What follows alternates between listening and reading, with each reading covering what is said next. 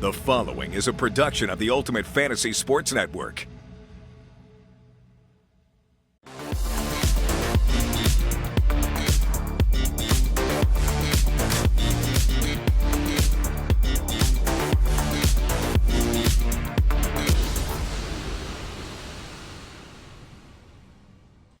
Well, hello there, and welcome to episode 37 of UFHL Now. And Larry, we have a brand new look. My name is Dean Millard, Larry Fisher, UFF Sports Executive and UFHL Insider. And man, this is like Christmas for you and I, Larry, because this episode number 37 is packed full of new things that I can't wait to explain to our viewers.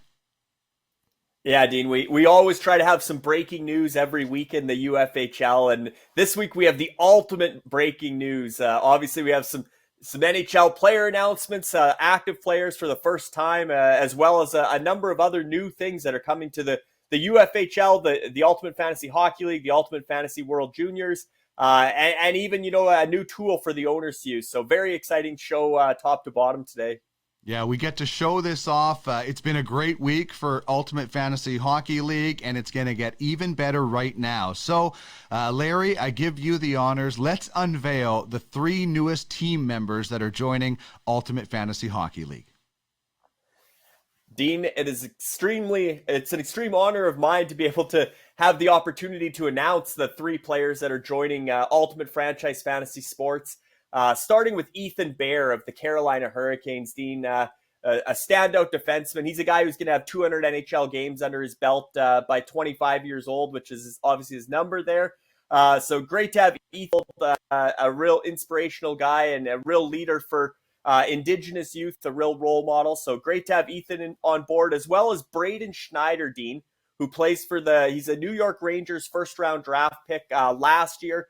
Currently playing for the AHL's Hartford Wolfpack, another guy who has a real bright future in the NHL. And last but not least, Dean, Nolan Allen of the Chicago Blackhawks, who also a first-round pick. And of course, as we were putting together the announcement, and this has been in the works for some time, Nolan and the players were nice enough to provide comment about joining the platform. And as you can see, Nolan, they're all very excited and looking forward to it. And really, like Nolan says here, we get to be the first to experience it and kind of pave the way for the other active players. So I think and there will be more to come, and certainly the fantasy side, I think, really intrigues the players as well as the NFTs. So from Nolan to reaching out, talking with Braden a bit as well, and then Braden Schneider, and they all know how big fantasy hockey is, and now for them to be able to participate in fantasy hockey and benefit from their stats that they contribute to fantasy. Again, like Braden says, it's never been done before. The whole concept is amazing, and he is pumped to be playing on the platform. And certainly Ethan, Ethan's the most recognizable name, Dean, and also Braden. One thing he mentioned too, Dean, that was really I thought a good catch is that the hockey outside of the NHL, because there's lots of NHL fantasy leagues, but there are no real AHL fantasy leagues, or now even the World Juniors. So just the fact that they can be part of fantasy hockey throughout their development is really cool. And with Ethan, Dean, I think just really explaining what it's all about, and that it is the digital representation of himself, his playing career, and then the fact that these NFTs will have a special meaning and really tell their story of their journey to the NHL. As well as, then they share that bond with whoever buys the NFT and really be able to express themselves, their culture, their heritage, with the creation of the NFTs, especially those valuable one-of-one digital athlete NFTs. So that's something that I'm really excited about, but many of our viewers might not know, and many of the players or agents that may be tuning in might be wondering about the utility, and I think it was Gino Retta that mentioned it on TSN, revenue for the players. So tell us and tell them a little bit about the NFTs, the digital athlete NFTs, and what they're all about for the players. Yeah, that was great to have Chris Johnston share the news, or tease the news on TSN's Insider Trading segment, which is obviously as big as it gets here in Canada, and the founders all being from Canada, which actually, Dean, is a really cool tie-in. All three players are from Saskatchewan, Total coincidence that also all the founders of Ultimate Franchise Fantasy Sports are from Saskatchewan. So really fitting connection there. But to have TSN, help us break the news and sort of tease today's big announcement was a proud moment for the founders and as well as the early adopters who took a chance on the platform back in January 2020. But the big thing, Dean, when it comes to the revenue, and that's what UFFS is all about, is sort of giving back to the athletes and helping them realize a new progressive revenue stream, is these are next generation NFTs with utility. For the first time ever, Dean, the players will be earning revenue from fantasy gameplay. So these NFTs, UFFS's NFTs, they're not just digital art. They won't just look world class. They will generate revenue for both the players and the NFT holder. If you buy Braden Schneider's NFT, and as Chris Johnston said in Insider Trading, he puts up a couple points at the end of the season when the franchise, the UFHL franchise, and the league does their revenue sharing.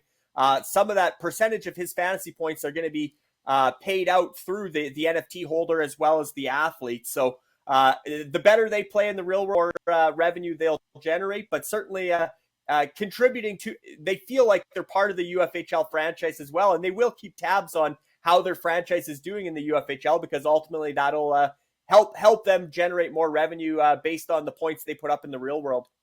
And there'll be more revenue to be able to generate down the road from merchandise. We're going to talk about some branding later, but really exciting for Ethan, for Nolan, and Braden.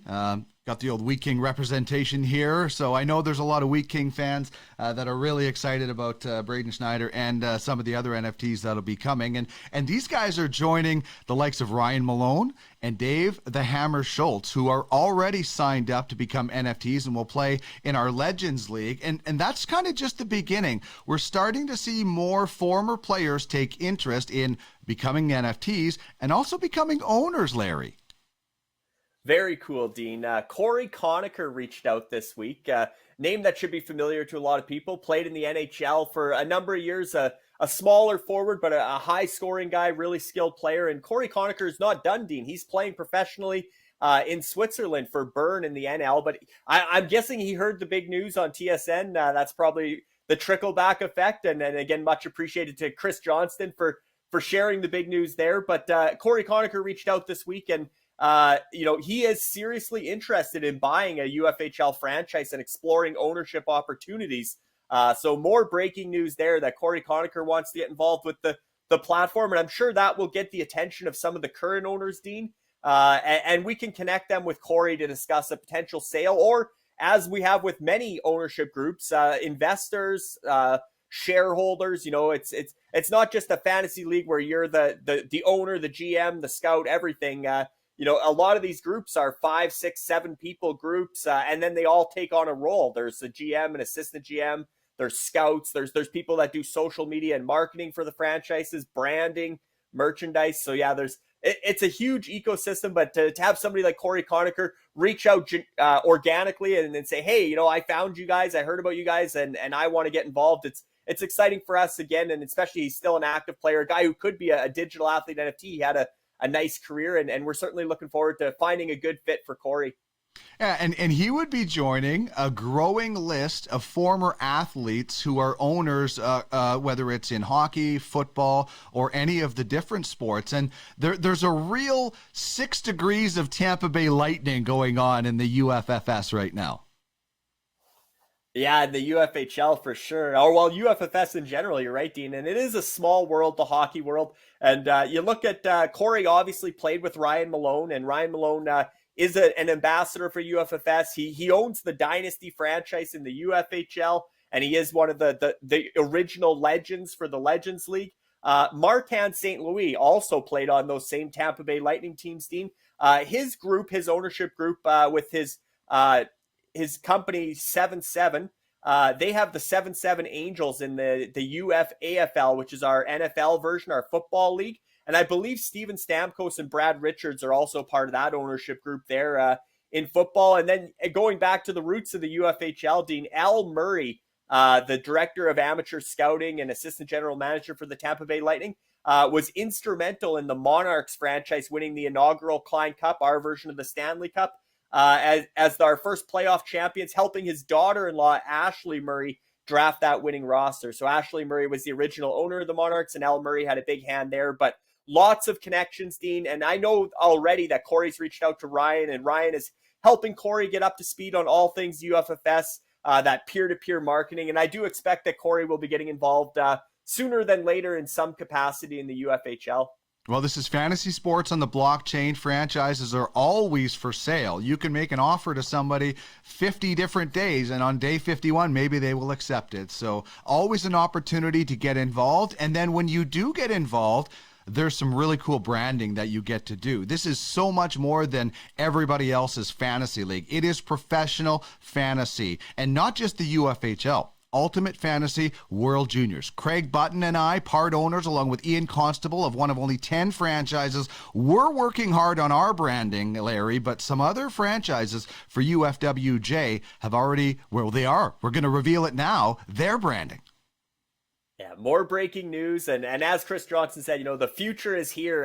And how about that? The Ultimate Fantasy World Juniors. Whoever thought to do a dynasty league for the World Juniors? We're doing it. It's the puck's dropping on Boxing Day right alongside the World Juniors. And Dean, it's so exciting that, as mentioned, the franchise auction for UFWJ was just a week ago. We had the big live show, and it was a lot of fun. And already some of the branding is coming out. So we can start, Dean, with a country that's called Anarchia. And my apologies if I didn't pronounce it right, but I believe it's Anarchia. And you can see a really cool flag they've designed for Anarchia. And this group, Dean, is Crown Sports. This is Tyrone and Ireland Cranduk, with Arnie Entz from Pipeline Prospects as their GM. So very exciting to have Anarchia, as the first reveal for the UFWJ, as well as we have the second reveal, Dean, and this is a country named the Yukon Republic. And this is actually a UFFS newcomer, Dean, very proactive, Joseph Perez. He's an entrepreneur and investor from California. And he's partnered with the Gumpa Sports and Entertainment Group, Dean, who we know really well from the UFHL, as well as the UFAHL, the American Hockey League version that we have going. And they have a scouting agency as well with Wise Guys Prospects. But that's Rob Conte, Paul Sico Mancini, and Nelson Martins. So great to have Joseph Perez join those guys who have the familiarity, and for them to design the Yukon Republic, which is, again, another really cool looking flag. Well, that's such a cool dynamic, is not only do you get to have a Ultimate Fantasy World Junior Dynasty League and, redraft or re-auction players each year and build, whether you want to take the guys that we've talked about that are young players that might have a year or two in the World Juniors, or you just want to go all 19-year-olds and win it all. That's one part of it, but building your own country and flag is so cool. And that's one of the things that I really love about getting to see the other 8 franchises that will be unveiled. But every time when we were doing the Ultimate Fantasy Hockey League reveals, getting to see these new brands in our league, and this is professional fantasy sports. So if you have a player that is signed up as an NFT that's on your roster, you might be able to get them to actually take a picture with that jersey. They get some revenue. It's a win-win for a lot of people, especially the athletes are signed up, and the creativity is endless. So I know that you and I have our favorites. So let's take a look at your 3 favorites, and then we'll take a closer look at each of them. Yeah, Dean, and this was a harder decision than doing the power rankings or even the draft rankings. I think that the logo rankings in the UFHL, and not just the logos, but the uniforms that go with them, Dean. And as mentioned, with the UFWJ, those flags are going to be on a uniform, as you'll see here, what the uniforms look like in the UFHL. But the West Coast Express, Dean, I'll focus in on this logo. It's probably my favorite just for the creativity and the little touch at the back of the train engine. You see the numbers 19, 7, and 44. That's obviously for Marcus Naslund, Brendan Morrison, and Todd Bertuzzi. A little tribute to them, because they're when they were the top line in Vancouver, Dean, they were known as the West Coast Express. And this franchise, Aaron Bell and Brandon Kohinski, big Vancouver Canucks fans, and we're able to bring that. And here you see their jerseys, Dean. Again, a throwback to the 1994 Canucks, looking sharp in the whites. And I just love the blacks. I think they pop. And obviously, it's a little strange seeing Brad Marchand in a Canucks uniform. I'm sure some Canucks fans aren't loving that right now, but he's been a go-to guy for the West Coast Express. So I'm sure Aaron and Brandon, West Coast Express is a top 5 franchise in the UFHL, Dean. So I'm sure they're happy to have Marchand contribute. Then the Godfathers, Dean. I just think based on the movie and just how cool that logo is with the the hockey sticks and just the sharp black and white. But what I really like, Dean, is what they did with the jerseys. Boom, it pops. They threw in that nice baby blue or light blue. Looks so sharp there with the whites, and then even more so when you throw it to a blue as the main color. So I really love again, the logo in itself is really nice, but when you add in the blue as the third color there to go with the black and white, really brings the Godfathers that much, makes them pop that much more. And last but not least, the Stallions, which is Ian Constable's franchise. Should mention the Godfathers are Gumpa Sports. So we talked about Rob, right, Paul, and Nelson. That's them. And then Ian Constable with the Stallions, Dean. Really like their logo, but really the jerseys. And me and you were talking before the show. It's a bit funny that Ian's a big Flames fan, and his franchise is rocking. I guess there's a little bit of orange there. It kind of looks like the Flames a bit, but really the white, Steen, is what reminds me of the 80s Oilers. To me, that's a almost an Oilers type, color scheme or branding. But again, I think that logo on those jerseys, the white jerseys of the Stallions, are one of my favorites in the UFHL. Yeah, indeed. It's a great look. Like you could take Kopitar off and put Messier on there, and you might be looking at the back of an Oilers jersey, but it is sharp, and I know Ian might not want to hear that too much. Okay, so I did my top three, and this was really hard. I went with the Ice Vikings. Selfishly, I threw our logo in there because I think my friend Chris Heinsohn did a great job on it, and I love the Bentley Jacks there on the right. They were actually an expansion team, and so maybe you recognize a little bit of the Seattle Kraken in there. But with the Ice Vikings, first thing I notice and think of is the White Walkers from Game of Thrones. I mean, you could their fans could call themselves the White Walkers. Like, I think that would be cool because it has a kind of a cool Game of Thrones and the gray and the blue, and then their blues. They really stand out for me. So I'm a big fan of the Ice Vikings, and again, those eyes. I just think of that that Game of Thrones scene where they took down the dragons was pretty crazy. As for ours. And anybody in my family, whether it's Derek, Darren, my dad, my mom, we were all called the nickname Ducks because our name gets spelled Mallard. So that's why we went with Duckman's Domination. I think that duck is scary. I would not want to meet up with that duck in any kind of marsh after midnight. And the color schemes, they kind of, I think, flow with some of the waterfowl colors out there. So we went with that. We're proud to have Colton Parayko as a member of Duckman's Domination as well. And then, as I mentioned, we have the Bentley Jacks, and there's just so many great storylines to this logo, and so many little, hidden. The axe is the stick, the dog is for Bentley. It's just so amazing, and then the colors. As we mentioned, recognizing a little bit of the Seattle Kraken colors, which was, done on purpose to kind of pay tribute that they're an expansion team as well, which is also something, Larry, that sets us apart from any other fantasy league out there as well. Not just the branding, but the branding for an actual 30-second franchise that was an expansion team. And went through a full expansion draft, mirrored all the same rules as the NHL, and really, made some One thing Ron Francis didn't do in the NHL was make a lot of blockbuster trades like George McPhee and Kelly McCrimmon did with the Vegas Golden Knights, but Brennan Kopp and the management team with the Bentley Jacks certainly wheeled and dealed and came out with a very impressive roster following the expansion draft in the UFHL. So great to have the Bentley Jacks. And Dean, if you didn't pick Duckman's Domination, I would have picked them because my hometown senior hockey team is the Looseland Mallards and use the same colors, almost identical jerseys as Duckman's Domination. So Duckman's has a near and dear spot for me as well. Well, I can tell you, I can't wait to get that jersey out on the East End Community Center in Brandon, Manitoba at Christmas time and go for a twirl on the rink I learned to skate on. So that's going to be a lot of fun. And one thing that franchise owners in our league, in the UFHL, need to learn and need to know about is salaries, salary cap, long-term injury, IR. They have to know these things. We know a GM was fired last year because he messed up LTIR. The franchise that owns that team fired him. He got another job and he's back in the league, but it was a costly lesson. We have something now, thanks to the wonderful website Puckpedia and Hart Levine, that can help franchise owners with a lot of stuff. And as we keep going, we keep upping what this league is all about and why it's so top shelf.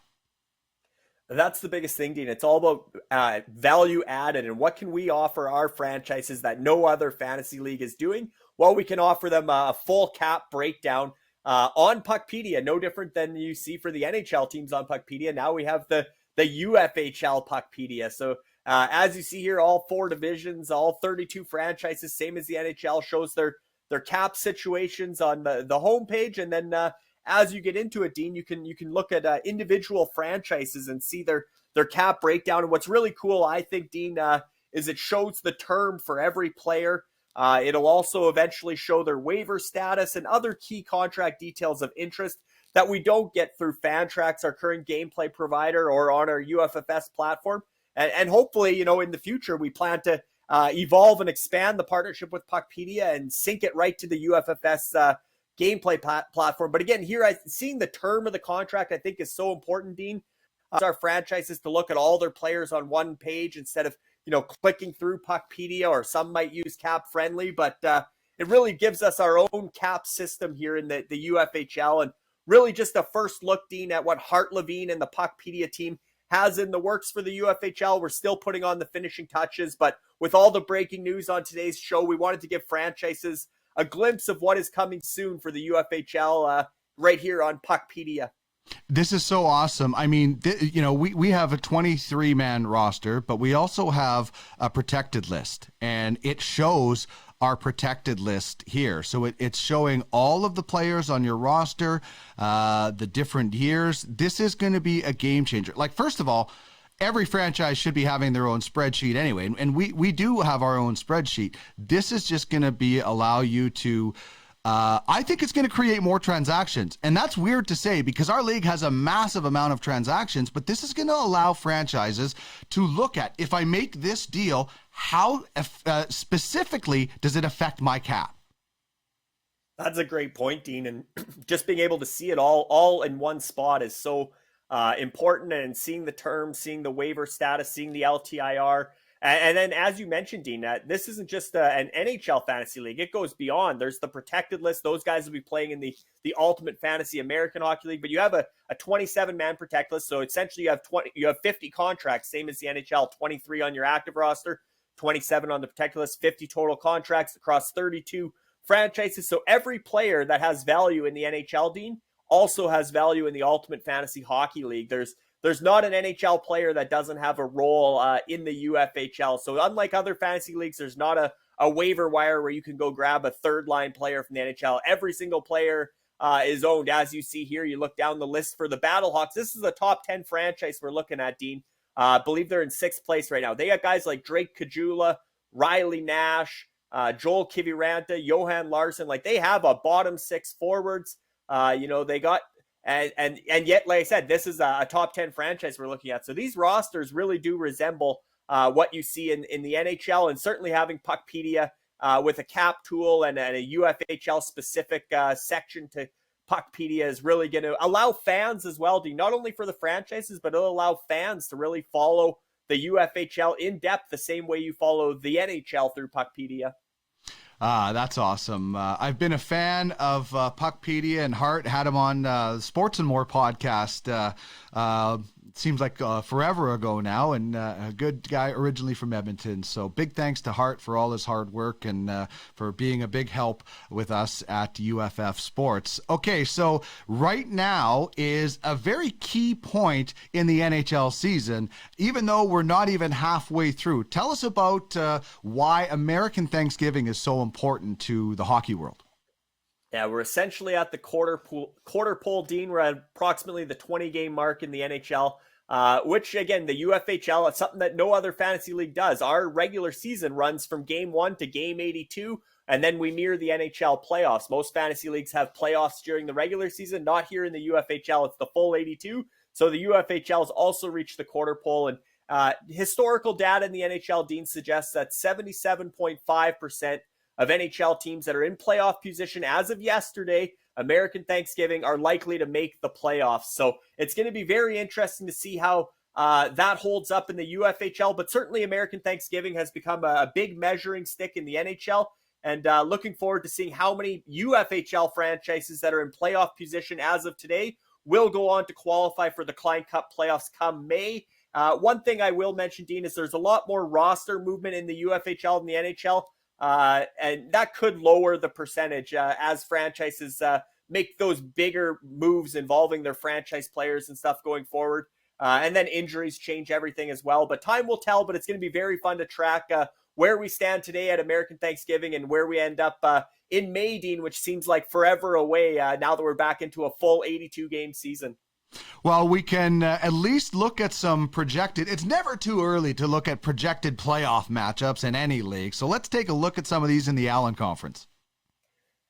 Yeah, Dean, it's the hockey gods are trending towards some very intriguing matchups in the first round based on these projections. The one that pops for me in the Allen Conference, Dean, is the Battlehawks versus Red Army as the 2 and 3 seeds in the Gretzky division.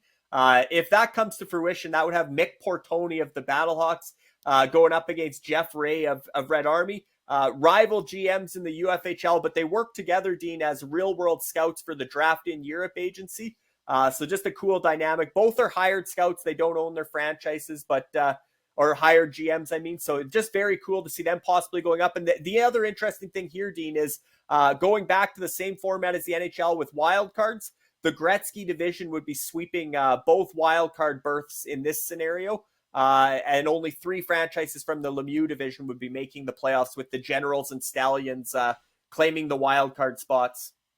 Well, and it's so interesting because you also highlight another really unique thing about this is that both of those GMs from the Battlehawks and the Red Army are hired GMs. So there are a lot of franchises owners that buy the franchise and hire out the GM, whether they're paying them, whether they're giving them a percentage of the prize money, whatever it might be. That means there are jobs as GMs available in this league and scouting. So something for anybody new to the platform that's watching, you could get hired to run a fantasy team. You could get hired to scout players. It is something that is very, very unique as we switch over to the Legends Conference.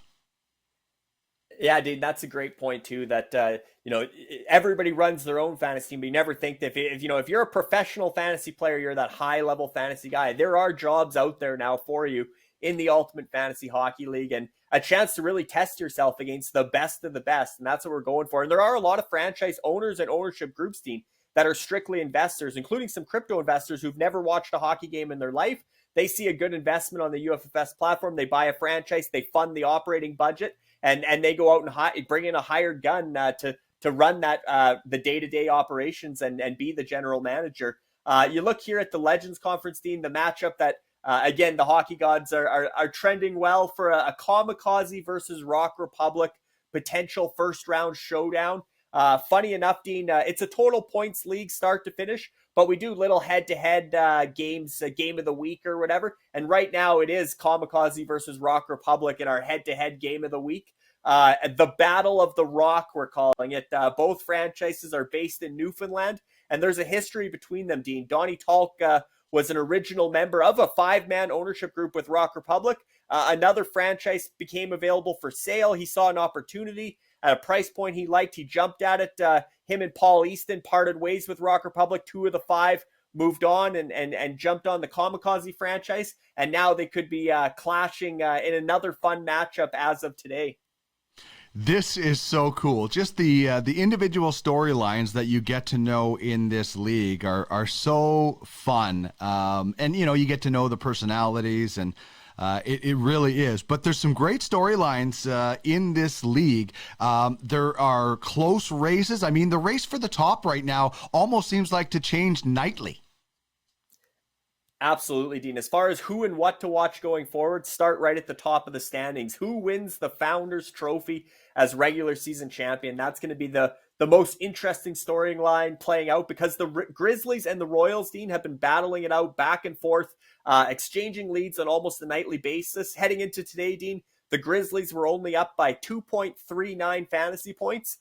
For those who are new to the platform, that is less than 1 goal or an assist. A goal and assist both count 2.5 fantasy points. So first place is less than a goal apart. But they do have almost a 100-point lead, Dean, on third place. There is a gap between the top 2 and then third place. But could we see, Dean, another franchise overtake them both, like we saw with the Ice Vikings surge last season? Because at the Quarterpole last year, Ice Vikings probably were just inside the top 10, and they just took off and had the stars aligned for them to win the regular season. So again, we're a quarter of the way through. There's still 60 plus games to go, both in the NHL and the UFHL. So I know, Dean, the rest of these top 10 franchises are still looking at the Grizzlies and Royals as, being within striking distance. So it's going to be very interesting to see. And the other thing from the top 10 graphic, Dean, that stands out to me is who tops the OR division.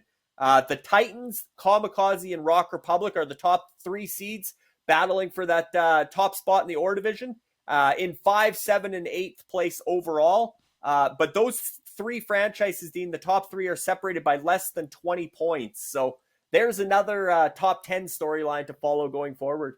Well, and one of the biggest storylines for me, and unfortunately our team is a struggling team, so we'll be in contention next year. That's what we're telling ourselves anyway. But the Bentley Jacks, an expansion team, they mirror the Seattle Kraken, so we don't know what Seattle's going to ultimately do. But can the Bentley Jacks pull a Vegas Golden Knights, and can they do some real damage in their first year? So far, it looks like they're on track.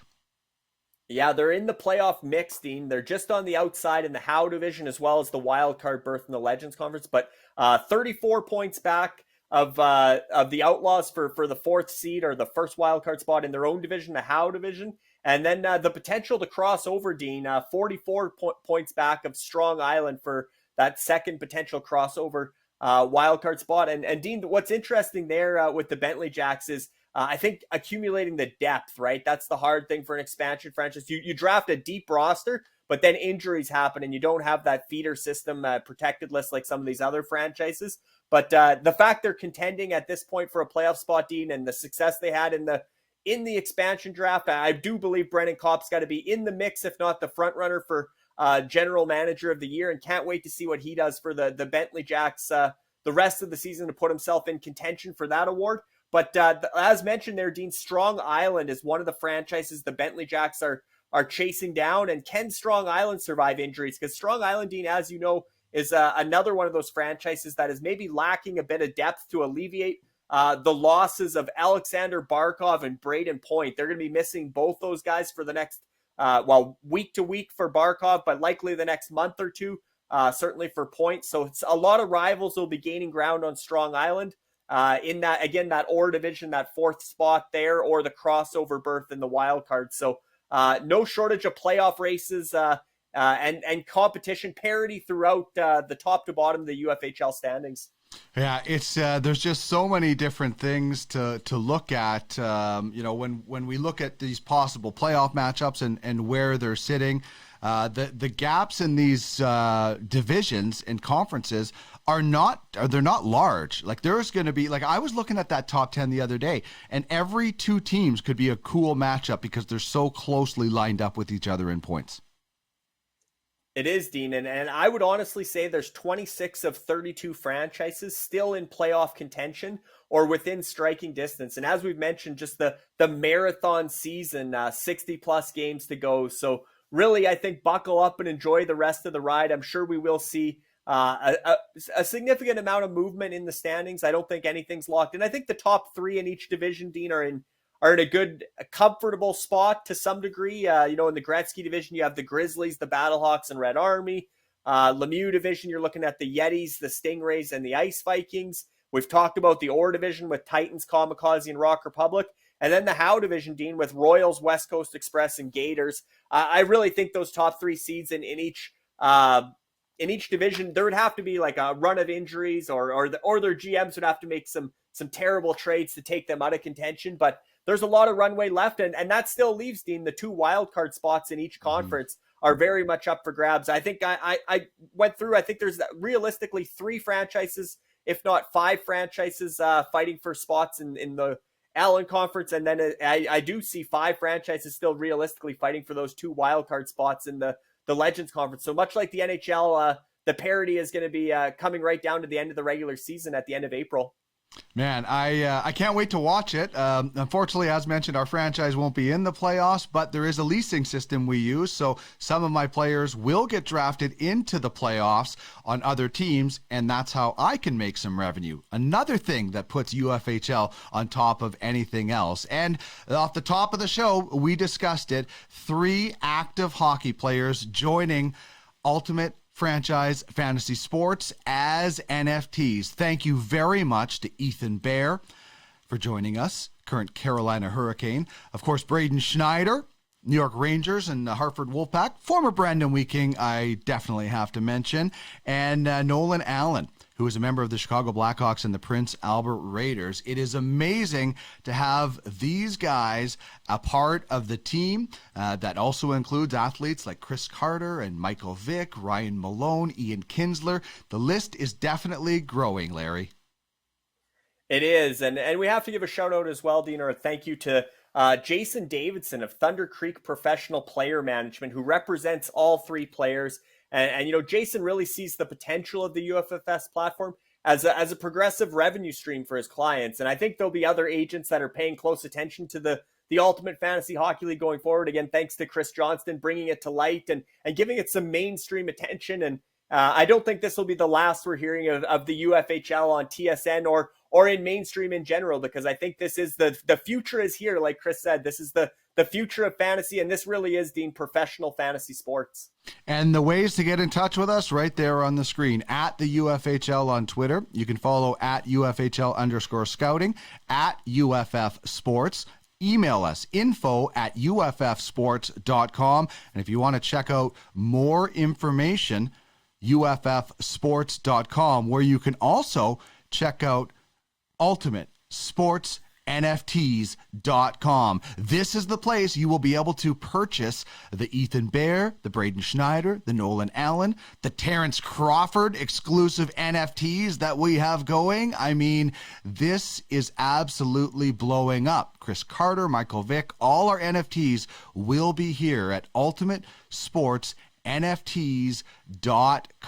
So you can contact at those ways. And of course, we do have to say thank you very much to our sponsors of the UFHL, Instat, EliteProspects.com, Puckpedia, as we've discussed today, Fanalytica, and Maplewood Hockey, producers of all UFHL jerseys. It has been a very, very exciting show, Larry. I just have one stick tap to give to my mom, Jean Marie Millard, who we unfortunately lost 27 years ago today, but she was a proud hockey mom.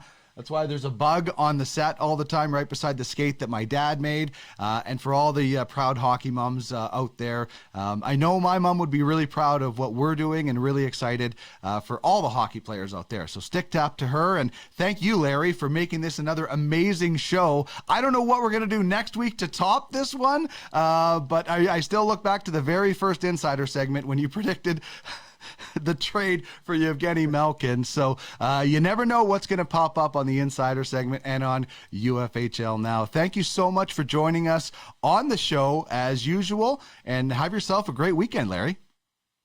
Same to you, Dean, and a nice tribute to your mom, certainly, and also just one last congratulations to the UFFS founders for, you know, realizing their vision and being able to bring in active players and also to, you know, have that mainstream attention on the league, because they believe that, you know, the Ultimate Fantasy Hockey League was going to be the future, and it was a tough sell in the early stages, Dean. Right off the bat, we were selling franchises for $200 USD, and the last two franchises we sold in July, $75,000 USD, and now the NHL players are getting involved, and we're just on an upward trajectory and all the momentum in the world. So congratulations to the founders for having the vision, for bringing you and I into the fold, and really to making the Ultimate Fantasy Hockey League what it is today and what it will be going forward in the future. Well said, Larry. Thanks to everybody for tuning in, and we will chat with you again next Friday.